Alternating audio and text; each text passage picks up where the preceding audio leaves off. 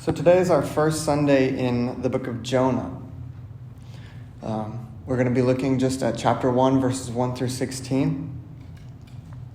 In introducing the book, though, you might pick, you might say, why do you want to go to Jonah? Why of all places? I don't know. I think it's a place that people don't often go because they think they know it. You know, I've heard that one a million times. When I was in Sunday school, I colored the picture of Jonah and the whale. You know, I did it all. I know that story.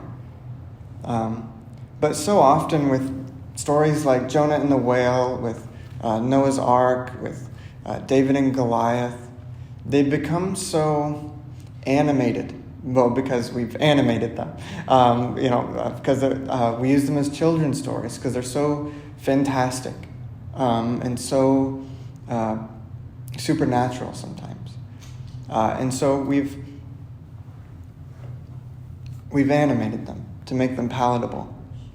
And so when we think we know it, sometimes we know the palatable version that was given to us as a kid.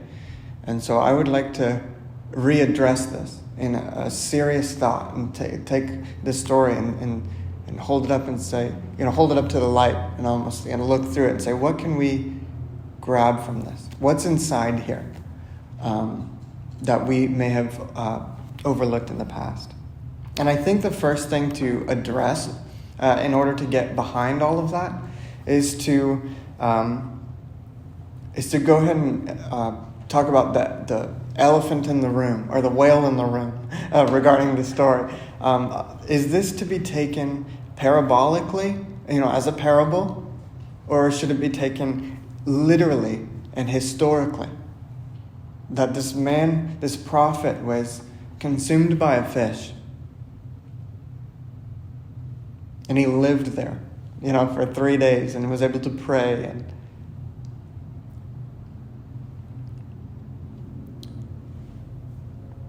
the argument for it to be taken parabolically is something as follows. They'll say the ironic and fantastic events described alone is a tip-off that it isn't meant to be taken literally. So the author goes in great heights to exaggerate so that it's an exaggeration. The author, by the way, some debate whether it was Jonah because he wrote about himself in the third person, but Moses did the same thing and he wrote some of the New Testament. I think it was Jonah. I do think Jonah wrote this book, but that's less important. But anyway, the arguments for it to be taken parabolically follow. Also, the size of Nineveh, as it is described, is exaggerated. And also there's a lack of extra-biblical Assyrian evidence, which is where Nineveh is, it's in Assyria, to confirm that the city ever repented, which is at the end of the story. But as I had addressed today, I don't hold much weight on that last one, because as I had addressed today in Sunday school, actually we were going over the book of Nahum, and what you read in the book of Nahum, I talked about Kitchen Nightmares with Gordon Ramsay. It's a television show where Gordon Ramsay will go into a kitchen and he'll renovate the place. It'll be like all nasty and run down. He'll come in and he'll renovate it and it'll be good as new in like a short amount of time. And that's the series, right? Or that's the show. And what Elijah and I will do when we watch these episodes is we'll look at where those restaurants are now. We'll look that up. And most of them will have been run down, because they've resorted back to their old ways after Gordon Ramsay left. And so Nineveh is actually similar. And we learn that when we read the book of Nahum, that they may have initially repented, but they resorted back to their old ways. And so the lack of extra-biblical Assyrian evidence to confirm that the city ever repented, to me, I would just say that's because they went back to their old ways. The evidence was covered up, honestly. But how about the evidence for it being taken literally and historically? Let's look at that. We know that Jonah was a real and historical figure, said to be a prophet. He's portrayed here as a flawed character. And were the book of Jonah fiction, it would be guilty of slander, saying something derogatory or untrue about a real person who is elsewhere presented positively. Now, that's one argument that a commentator that I saw used. However, I would push back on that argument. Jonah lived in the time of Jeroboam II, and he's mentioned one other time in Scripture, actually, other than the book of Jonah. He's mentioned in 2 Kings, chapter 14, verses 23 through 25. And Jeroboam was an evil king. And here, Jonah prophesies that God's favor is with Jeroboam. And in the book of Amos, though, when the prophet Amos comes to Jeroboam II, God immediately reverses that prophecy and says to Amos, Amos prophesies, God's justice is against you, he says to Jeroboam II. So when I read that, even before reading the story, I'm skeptical of Jonah's character, actually. So I don't know that, I wouldn't say elsewhere he's presented positively. So I'm not a fan of that argument. But how about this? Jonah is a part of the collection of 12 minor prophets in our Bible. All of the other books of this collection convey prophecies by genuine historical prophets, and it's not disputed. So to me, why would this one be the odd one out? Just because there's things that are seemingly impossible. But here's the last argument I'll say. It may be seemingly impossible, but the miracles of Jonah are not impossible for the God of the Bible. Presuming otherwise, some interpreters allow their anti-supernaturalism to drive them to parabolic views of the book. But our God of the Bible is fully capable of this. He's fully capable. Lastly, take a look at Matthew 12, 39 through 41. This is Jesus talking. He says, "But he answered them, an evil and adulterous generation seeks for a sign, but no sign will be given to it except for the sign of the prophet Jonah. For just as Jonah was 3 days and 3 nights in the belly of a great fish, so will the Son of Man be 3 days and 3 nights in the heart of the earth. The men of Nineveh will rise up at the judgment with this generation and condemn it. For they repented at the preaching of Jonah, and behold, something greater than Jonah is here." Luke 11, 29 through 30. When the crowds were increasing, he began to say, "This generation is an evil generation. It seeks for a sign, but no sign will be given to it except the sign of Jonah. For as Jonah became a sign for the people of Nineveh, so will be the Son of Man to this generation." Jesus' statements here make very little sense at all if the people of Nineveh never actually repented due to Jonah's preaching. Unless one is willing to affirm that Jesus was wrong, it is best to say that the book of Jonah is historical. It is literal. These events actually happened. So today, what we're going to talk about in verses 1 through 16 is Jonah fleeing from the Lord. He has a commission or a calling, and then he disobeys, and he begins to face the consequences of that decision. He deliberately evades God's instructions to preach against the Assyrian city of Nineveh. Not only does he disobey the command, he sets out to get as far away from God and Nineveh as possible. To add to the sense of Jonah's rebellion against God, the pagan sailors respond in ways that would put Jonah to shame. So you see a contrast of character as well. Jonah's supposed to be a prophet chosen by God, and yet his character is shameful. Whereas the pagan sailors that you'll see, their character is commendable. And there's something to be learned about, but we'll get there. But for now, let's read Jonah chapter 1, verses 1 through 16. Now the word of the Lord came to Jonah, the son of Amittai, saying, Arise, go to Nineveh, the great city, and call out against it, for their evil has come up before me. But Jonah rose to flee to Tarshish from the presence of the Lord. He went down to Joppa and found a ship going to Tarshish, so he paid the fare and went down to it. He went down into it, to go with them to Tarshish, away from the presence of the Lord. But the Lord hurled a great wind upon the sea, and there was a mighty tempest on the sea, so that the ship threatened to break up. Then the mariners were afraid, and each cried out to his God. And they hurled their cargo that was in the ship into the sea to lighten it for them. But Jonah had gone down into the inner part of the ship and had lain down and was fast asleep. So the captain came and said to him, What do you mean, you sleeper? Arise, call out to your God. Perhaps the God will give a thought to us that we may not perish.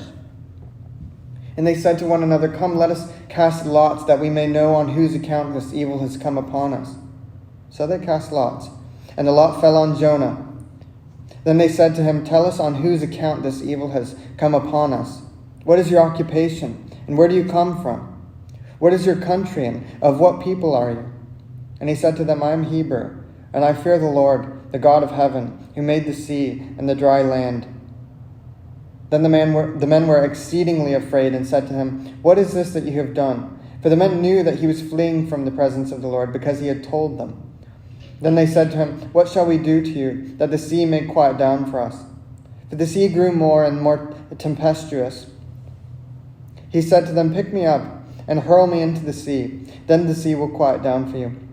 For I know it is because of me that this great tempest has come upon you. Nevertheless, the men rowed hard to get back to dry land, but they could not, for the sea grew more and more tempestuous against them. Therefore they called out to the Lord, O Lord, let us not perish for this man's life, and lay on us not innocent blood for you, O Lord. For you, O Lord, have done as it pleased you. So they picked up Jonah and hurled him into the sea, and the sea ceased from its raging. Then the men feared the Lord exceedingly, and they offered a sacrifice to the Lord and made vows. The word of the Lord came to them, we read in verse 1. This was a frequent introduction to divine communication that you'll see throughout the prophets. Special revelation, as I've differentiated before. While this often introduces the message a prophet proclaims, sometimes, as here, it introduces an instruction for a prophet to obey. Nineveh was an important city in Assyria during the 8th century BC. It was about 500 miles from Israel, so it would be about a month's journey. And he was told to preach against it because wickedness has come up before me. The message is condemnation. While Israelite prophets often denounced the sins of other nations, they rarely preached directly to them. He's being asked to go straight to Nineveh. And I'll spare you the details of Nineveh's atrocities. But he's called by God to do something. He's called by God to do something. I remember, I've wanted to be a minister my entire life. And that's not an exaggeration. There was a brief little point where I was 6 where I was like, no, I want to be a pirate. But very quickly it went back. Very, very quick, this short little spout. I want to be a minister. When I was 14, I was at a youth camp. And I was praying. And I just got this overwhelming sense of like, okay, it's time. And I remember being so excited that I leapt into, there was a pastor in front of me. I leapt like up into his arms. He was an old Nazarene pastor. Probably thought I was crazy. And so that year I began preaching to different churches. I didn't love people though.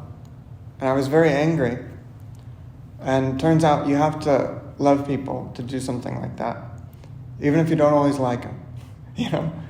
So I had to learn how to love people. And so God called me to the Amazon 2 years later. So I went to the Amazon and he taught me how to love people. I learned how, this last summer I learned a lot about my calling. Things seemed to waver. I was the one thing that I could count on that I began to doubt. And my feelings towards it began to waver. Because nothing was going according to plan. Nothing was going according to plan.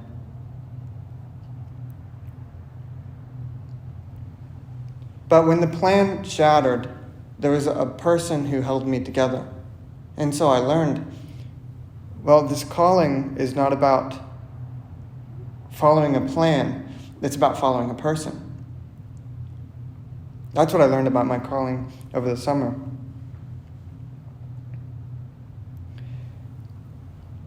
This was not in Jonah's plans.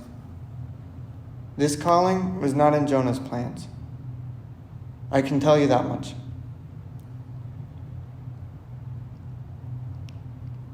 That instead of following a person, he'd rather follow his own plans. He'd rather lean on his own understanding. You all have a calling. My calling's not special. It's different, I guess. But it's not special. We all have different callings.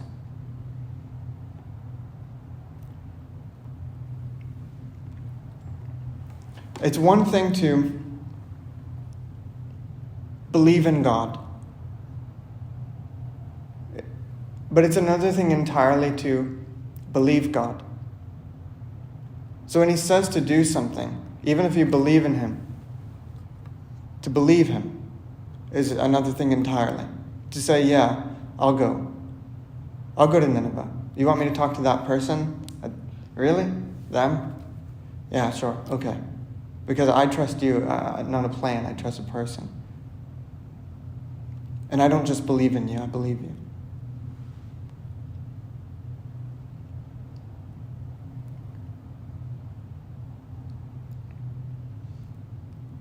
In theory, belief in should equal believe, as far as obedience is concerned. That's what we're taught in theory.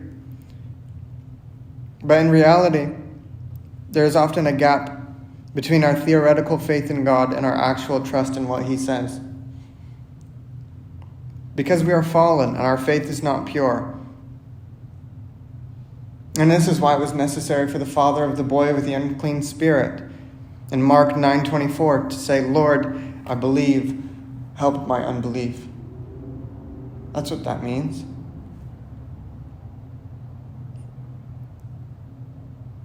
What do you know for sure God has called you to do? Run no longer. Run no longer. I remember studying for an exam, and you procrastinate studying for an exam, and you watch the day of that exam as everything just crashes into tumult. That's similar. You run from the calling of God on your life. You run from your destiny. You run from what you're supposed to be doing for long enough and watch your life crash into tumult. And I don't say that in the way that Eliphaz said that to Job, saying, "Oh, you must be doing something wrong for God to be for all this to be happening to you." I don't mean that, because that's not always the case. Your misfortunes are not always God punishing you for something. But what I'm saying is, sometimes they are. It's not all the time, but I'm saying sometimes they are. Whether directly or indirectly, there's consequences for our disobedience. Jonah ran away. An unexpected response from a prophet, you would think. The story doesn't explain Jonah's decisions to disobey God until chapter 4, verse 2, and we'll get there when we get there.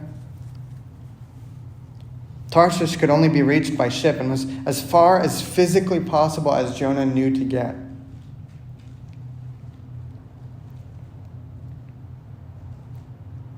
Now, how about these consequences? Let's look at these consequences. The Lord sent a great wind. The Hebrew text reads that God threw the wind at the sea. Later, the sailors will throw the cargo and eventually Jonah into the sea in response to God's action. And this is the first of a series of events that highlight God's sovereign power at work in nature. God does sometimes punish us. He does. He afflicted Miriam with leprosy for her sin against Moses in Numbers 12. The sailors were afraid. This is one of 3 references you'll notice mentioning the sailors' fear. This is in verse 5. It says, then the mariners were afraid.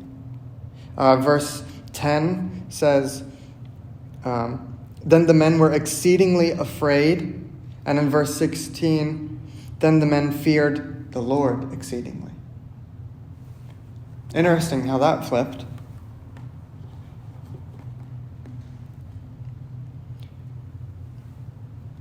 While their fear of the storm intensifies in verses 5 and 10, their fear focuses on the one who initiated the storm.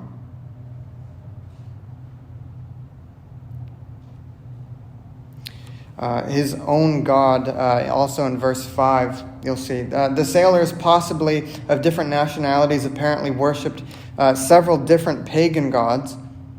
But later, you see in verse 14, they end up crying out to the Lord. Notice it says, you'll see throughout this book, which is quite beautifully written, notice in verse, going back a little bit, in verse 3, it says, so he paid the fare and went down into it to go with them to Tarshish, down into the ship. He went down into it.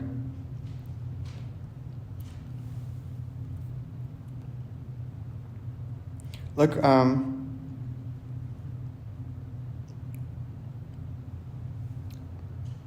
actually, let me stop there. I think that's, I'll continue that thought later. But notice he went down into the ship. You'll see throughout different portions of this text, Jonah is described as descending. He's descending. And you'll see that reoccur. Look for those as you read. Verse 6,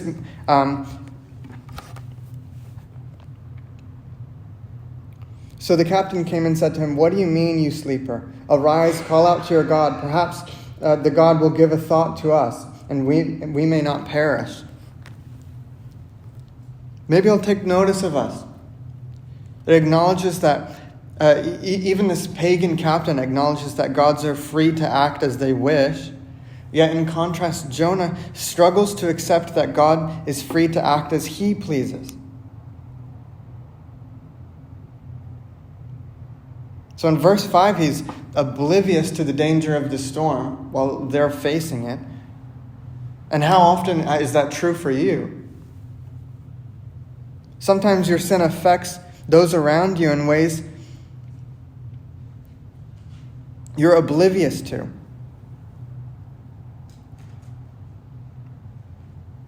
I remember growing up with my sister. My childhood was rough in certain areas, and I felt lost in certain areas. And what I would do with my sister Mary was bully her. No, I mean, not as siblings do, but like ferociously. Like I would bully her, and I would cut her down, so that she thought of little of herself as I thought of myself, and so therefore I'm not alone in those thoughts, you know. But I didn't realize what I was doing to her. In what ways do the little jabs we make at people, or the times we cut people down rather than building them up, Sometimes we don't know what that does to people. How about if one struggles with gluttony, they don't know what they're doing to their kids, not being able to play with them. Or if they struggle with a love of things, how it distracts it distracts them from being able to engage with their children or engage with the world properly. We don't know how our actions affect other people. How about a lack of forgiveness that makes people around you feel like it's okay to live that way? G.K. Chesterton is a Catholic theologian. I quoted him this morning, actually. He has this quote where he says, "What the church permits becomes the standard for everyone." Here you have a prophet, and he's living antithetical to how a prophet ought to live. And yet the pagans are more virtuous than him. What the church permits becomes the standard for everyone. That's why in the Wesleyan Church we've been against drinking alcohol. Not because it's a sin, but because it can be so readily abused and it can destroy families. What the church permits becomes the standard for everyone. So take that and apply it to things like how we treat people in our homes and treat people at the store and at the restaurant and at work. It's just like all of these little areas. What the church permits becomes the standard for everybody. It's like, if he can do it, why can't I? And if he can use it, why can't I abuse it?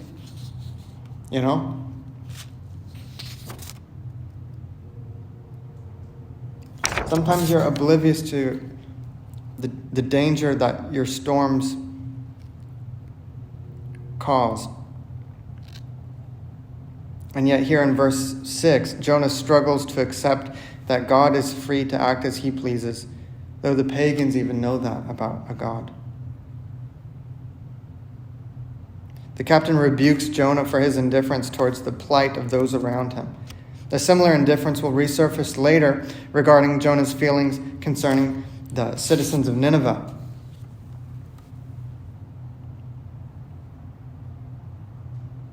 Verse 7. And they said to one another, "Come, let us cast lots, that we may know on whose account this evil has come upon us." I'm going to go 8 through 10 as well. Then they said to him, "Tell us on whose account this evil has come upon us. What is your occupation? Where do you come from? What is your country? And of what people are you?"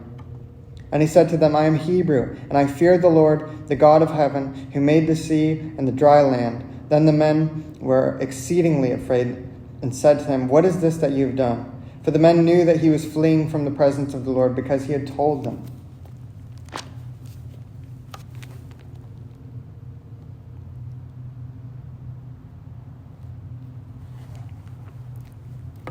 That word evil in verse 7, sometimes it's translated, depending on your Bible, it might be calamity. Sometimes it is wickedness. But it is the same word in verse 2. "Arise, go to Nineveh, that great city, and call out against it, for their evil has come upon me." That evil is the same Hebrew word, calamity or wickedness, that Jonah's actions placed him on par. You see, Jonah's actions here place him on par with the Ninevites, essentially, in verse 7.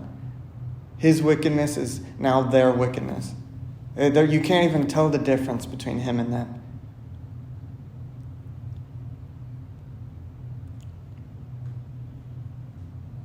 He says, "I'm Hebrew." In foreign context, that often designates one as an Israelite. And when you see in verse 9, "I fear the Lord," it's closely linked to the idea of worship.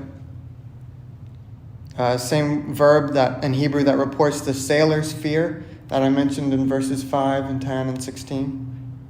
Whereas their fear, you see, results in action, frantic action, but action nonetheless. Jonah's confession that he fears/worships God rings in hollow in light of his disobedience.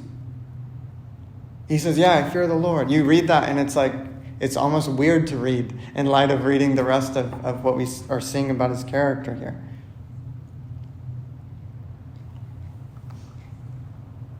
And verse 10, when it talks about fear, they say, some translations will say terrified. Verse 10, it says, the men were then exceedingly afraid. So Jonah's response in verse 9 actually increases the sailors' fear. But what I want to focus on for now is the fact that Jonah's actions placed him on par with the Ninevites, like I had mentioned. I had someone in my life who I had made a joke, and they hated the joke. Hated the joke. And they kind of lashed out at me in some really extreme ways verbally. And it caused me to withhold forgiveness of them. And you withhold forgiveness long enough, and then you get to a point where you're like, oh, their wicked tongue and their quickness to anger. But how about my lack of forgiveness and my quick to chop them up? And by chop them up, I mean toss them away, out of my life with you. What if God did that to people? What if God, a lot of people will say toxic people now. They'll say, that person's very toxic. What if God got rid of all the toxic people? Well, you have 7 billion dead people.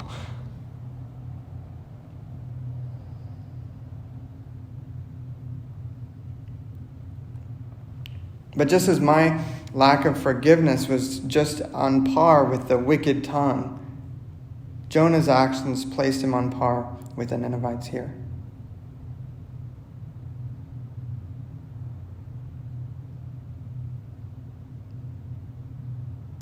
I did an essay once for my class on it was forensic psychology. I wrote my paper on serial killers and the doctrine of original sin, on them as evidence for the doctrine of original sin. It was a sort of melting together of subjects between hamartiology, which is the theological study of sin, and psychopathology, which is, psychopaths. The psychology behind that idea. And one thing I addressed was the fact that when we hear stories of these people, we're so quick in our mind to try to make them into monsters. But that's not the scary thing, is that they're monsters. The scary thing about these people is that they're not. The scary thing is that they're human beings. And what that tells you is that human beings have that capacity for evil. You and I are human beings. And we have a great capacity for evil within us.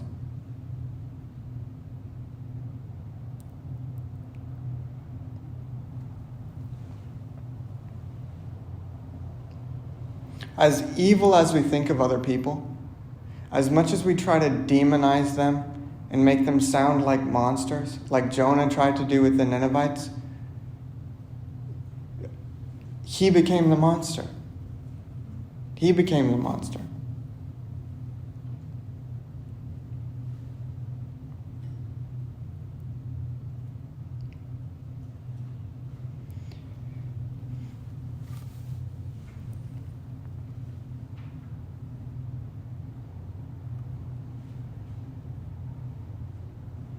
Jonah had that same capacity as the Ninevites, whom he hated and he persecuted, essentially.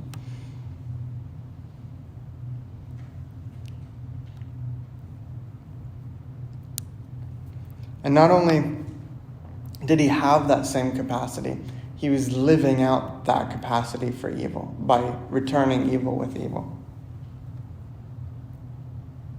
And it rings true, this Friedrich Nietzsche quote in his book Beyond Good and Evil. Battle not with monsters, lest ye become a monster. And if you gaze into the abyss gazes also into you.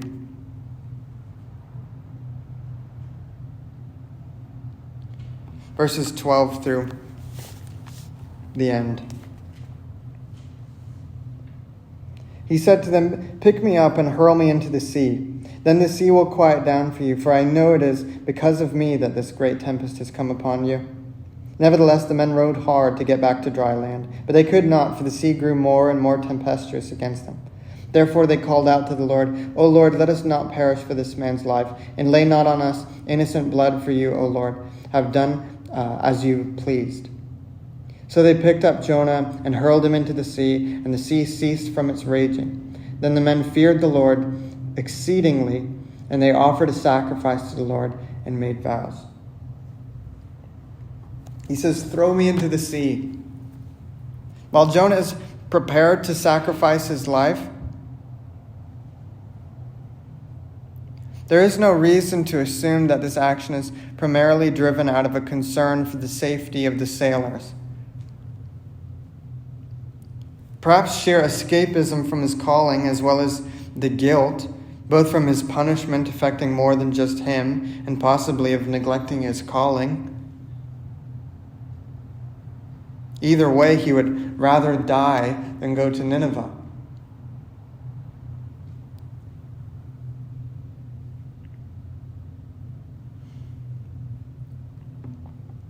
As I had mentioned, there was only one time in my life that I really ran from my calling.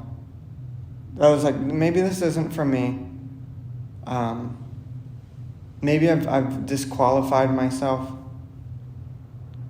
I had been living in sin, and the consequences came down hard.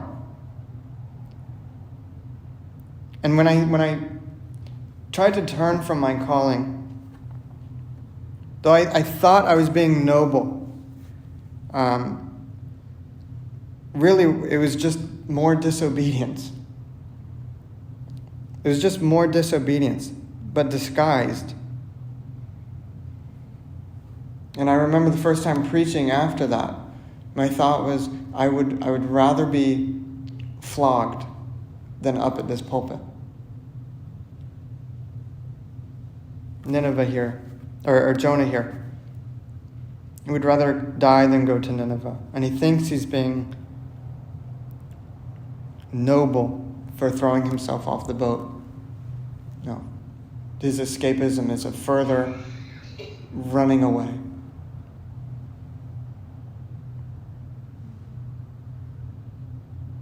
Sailors try in vain to return to shore, hoping to save Jonah.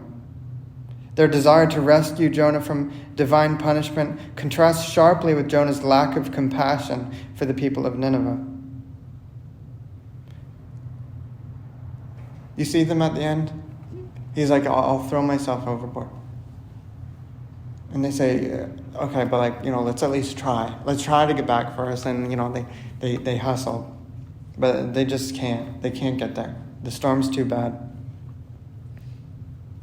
And these heathen sailors had more concern for one man than Jonah had for tens of thousands in Nineveh.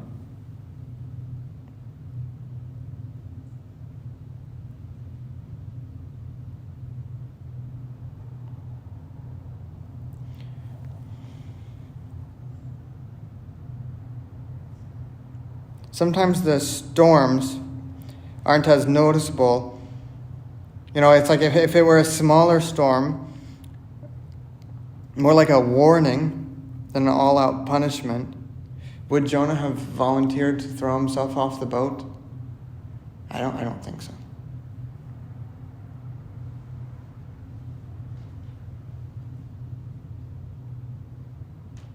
Sailors try in vain to return to shore, hoping to save him. I've come across a lot of parents who feel like the sailors here, attempting to save their children, but consequences necessary. Consequences necessary. And they're like, no, if I can just get back to shore, he doesn't have to face the consequence. He's got it, he's got the message. It's like, no, but sometimes you have to go to the belly of the whale. Sometimes your kid has to. You have to go to the belly of the whale. You have to look into the abyss longer in order to see the way out. It's something like the contrast between dark and light. It's like you look into the darkness long enough and you see light. Something like that.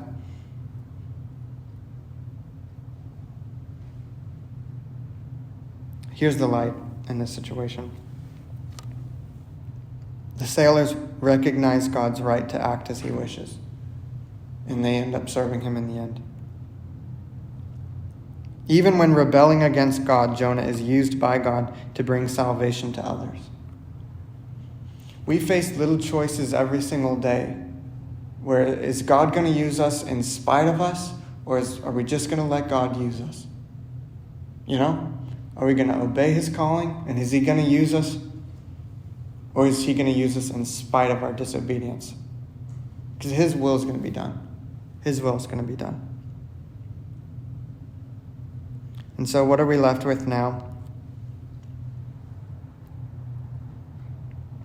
We are left with Jonah cast into the sea with an utter disregard for the people around him, facing the consequence of his actions. I'd like to leave it here this Sunday. I know that's a little bit of a cliffhanger, but that's the point. I want to leave you in the water for a second. So we'll pick up next Sunday at verse 17, and we'll talk about the whale in the room. But let's pray.